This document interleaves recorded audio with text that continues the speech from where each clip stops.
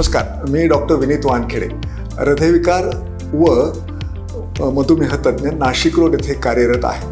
आज आपण डायबिटीसच्या जोखमींच्या घटकाबद्दल बोलणार आहोत.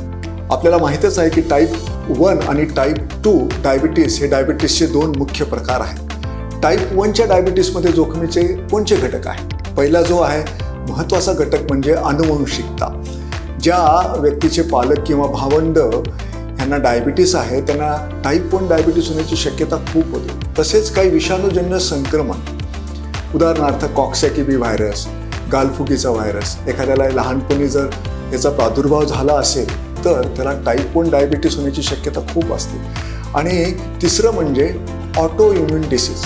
काही ग्रंथीचे आजार, उदाहरणार्थ थायरॉइड ग्रंथीचे आजार आहेत किंवा अंतस्त्रावी ग्रंथीचे आजार आहेत, असे जर झाले असतील तर टाईप 1 होण्याची शक्यता असते.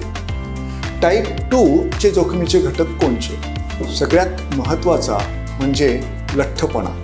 ज्या व्यक्तीचं वजन जास्त आहे त्याला टाईप 2 डायबिटीस केव्हाही त्याच्या जीवनामध्ये होऊ शकतो. केवळ लठ्ठपणा हेच एक जोखमीचा घटक असू शकतो. दुसरी गोष्ट निष्क्रियता.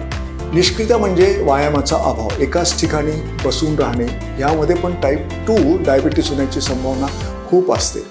एखाद्याचं वय जर 40च्या वर असेल तर त्याला डायबिटीस टाईप 2 होण्याची शक्यता खूप असते. आता तर 30च्या नंतरच हा प्रकार होण्याची शक्यता वाढत चालली आहे. इतकंच नव्हे तर एखाद्याला काही ग्रंथीचे आजार असतील, उदाहरणार्थ PCOD म्हणा, ज्याला आपण पॉलिसिस्टिक ओव्हरियन डिसीज म्हणतो, त्याला टाईप 2 होण्याचे चान्सेस किंवा खूप जास्त प्रमाणात असू शकतात. तसंच इतर काही जे जोखमीचे घटक आहेत त्याच्यामध्ये blood pressure, cholesterol, metabolic syndrome नावाचा एक पूर्ण असा मोठा एक सिंड्रोम आहे, ज्याच्यामध्ये लठ्ठपणा, नंतर चरबीचं प्रमाण म्हणजे लिपिड प्रोफाईल डिरेंज होणे, नंतर ब्लड प्रेशर आणि भारतीय वंश, कृष्णवर्य वंश, हिस्पॅनिक ह्या वंशामध्ये टाईप 2 डायबिटीसचं प्रमाण जास्त आढळून येतं.